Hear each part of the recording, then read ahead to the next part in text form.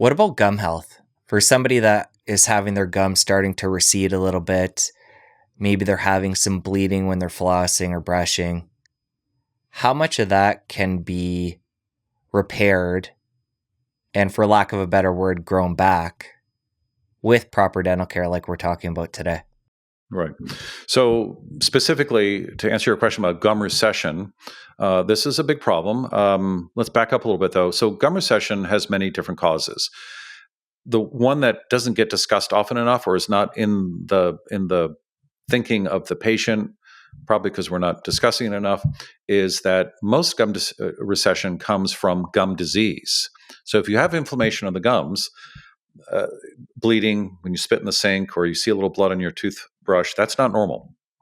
Um, if you saw blood on your forearm every morning, you would say that's not normal. You would probably have it looked at, probably skin cancer, right, or something else. So what happens there is that the body, in trying to fix the gum disease, it's killing off the edge of the gum. It's trying to wall itself off. So it's dying, it's necrosing. And as that free margin, the gum line, recedes and the body is trying to fix itself with all that inflammation, it's essentially a cytokine response. There are some autoimmune aspects of it as well. It's a chronic disease, but even in its acute phase, the body's trying to heal itself by necrosing that layer of inflammation. The inflammation starts at the free margin, which is right at the edge of the gum line. You can get in there and overbrush. You can be too aggressive. You can eat certain foods that cause mucogingival issues, which is related to severe gum recession. And if there's gum recession, then there's bone recession. And then if you lack bone around the tooth, the tooth starts wiggling. You lose the girdle of bone around the tooth. You get recession. Ultimately, it leads to loss of the tooth. So there's certain foods you can bite on. Sourdough bread, for example, the crust. Oat bran, for some reason, that's written in a textbook. On the textbook on mucogingival issues, which is gum recession. There are genetic predilections to it. If you're of Northern European ancestry, you're more likely to have gum recession. It can be tongue ties, lip ties, frenum pulls. So there are many reasons, but it's typically inflammation. Chronic inflammation leads to recession. And so the gum recedes in response to all these things. It's usually a combination of all the above or some of the above. And then the patient starts getting very sensitive teeth because the root of the tooth is exposed. And the root is very porous. It's only 50% calcified, where the enamel is like glass. It's almost 100% calcified. Two different structures. And on the other side of that porosity is the nerve, and the nerve can sense things like cold, abrasion, certain foods, that kind of thing. And it can be quite painful. For one tooth to hurt, okay. For all the teeth to hurt, or if there's a lot of recession, and it's a very low grade chronic kind of pain. And so tooth sensitivity due to gum recession is impressive and is not to be looked at lightly. So question we always get is, can we just grow back the gums? And the answer is complicated. Right off the bat, I would say it's very difficult. Keep what you have. Don't let it get so bad where you start losing gum tissue. You can go through very complex surgeries, connective tissue grafts, free marginal grafts, free gingival grafts. You can take grafts from the palate and stitch it into the gums. Very technique sensitive. Very few clinicians do it properly. Also, there's a pinhole technique. That's something new.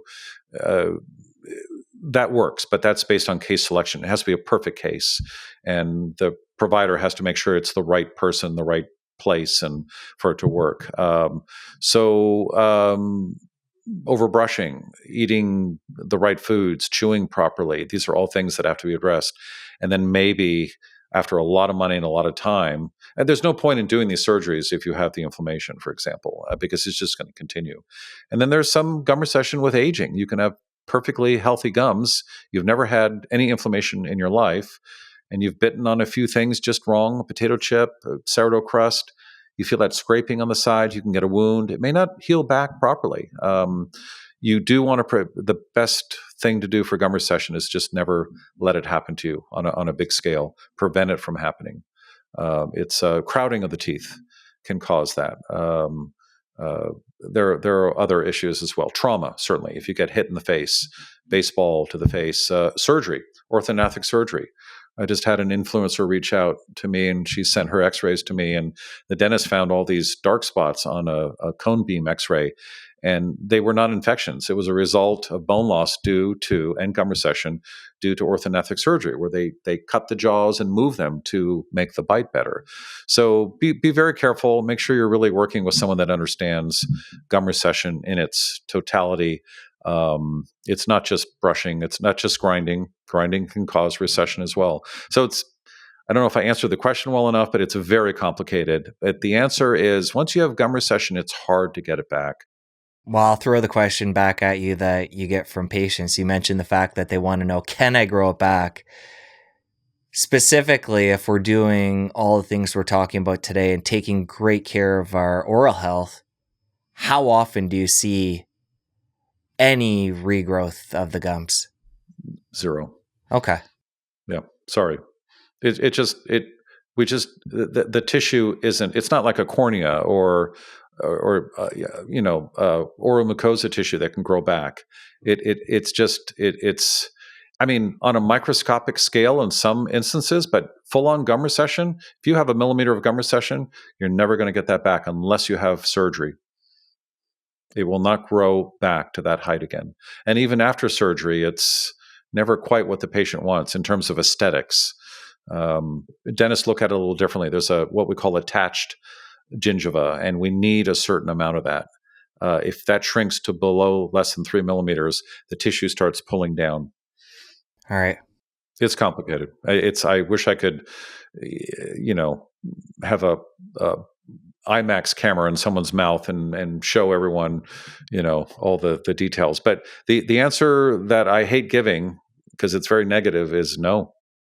You got to be preventative. Okay. You mentioned the fact that when we start to get recession, the roots of the teeth get exposed and they can become sensitive.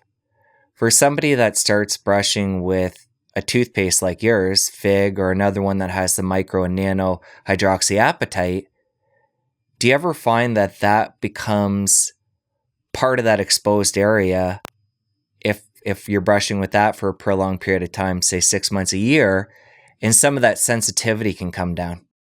Well, nano hydroxyapatite is probably the best thing out there for dental tubular decalcifications, which is essentially that porosity that I was talking about. And you really want to occlude or block those tubules. We've got, we used to have Denquel, Sensodyne. They used, I think it was pyrophosphates. We had fluoride to obturate and fill those tubules.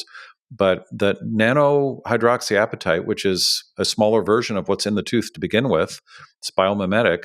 It's just the right size, and it has the right negative or the right electrical charge. And so when the tooth sees it, it just gets drawn in there. It penetrates the tubule and it blocks it, and it armor plates it. So that works well, but then you can lose some of it. Again, you can start drinking electrolytes at pH 2.4. That will leach some of it out. If it was normal calcium that the body had put there on its own, and there was no hydroxyapatite toothpaste in the equation, it would also happen. That is just the normal course of how things work. So to properly maintain the health and the porosity and the sensation you get from exposed dentin, it's more than just using the right product. I mean, you have to be careful. When I was using that electrolyte, it really brought it on within 3 days. So mouth breathing, low saliva, all those things. So you really have to address it from all aspects. But if you are in a lot of pain and you want to take it down real quickly, sometimes even in 1 day, a good nano hydroxyapatite toothpaste with the right particle size, right particle shape, uncoated, and the right, at least, I would say at least 1 to 3% of nano hydroxyapatite in the toothpaste You can get more if you want. It doesn't necessarily help. You can use a varnish. You can add prebiotics to it, L-arginine and other things that help remineralization, but you got to keep your mouth moist. You got to stay away from this very acidic products. And most people figure this out on their own. They know if they go out on the weekend and they're drinking a lot of wine and eating stuff that is acidic and coffee in the morning, they start feeling it, and then they know, okay, I got to back off. And then they go back to their normal routine and they're fine. All right. So it can work, but it's part of a bigger picture. You can't just put that on and ignore everything we're talking about. Well said. Yeah. It's not the magic silver bullet. Now that you're done, you're going to want to stick around here and catch this other incredible episode. You don't want to miss it. I'll see you over there. We use the word metal, we use the word amalgam, silver fillings. They're all the same. They're half mercury and half silver, and they add other alloys in there. So a lot of people are going to their dental offices. They're saying, take them all out.